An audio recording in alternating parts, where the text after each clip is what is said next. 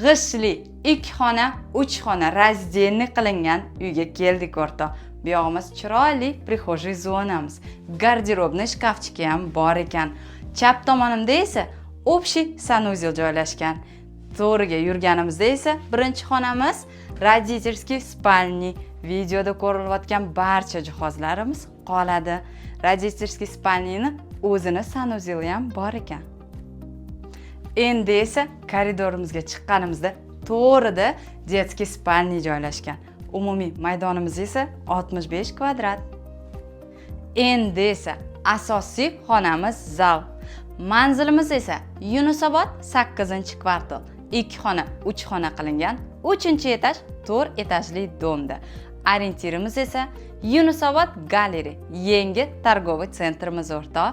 To'rimda esa balkon joylashgan. Oshxonasi ham chiqarilgan ekan. Razmeri esa 2 metrga 9 metr. Narxiga keladigan bo'lsa o'rtoq 88 ming. Nima deding shu uyga?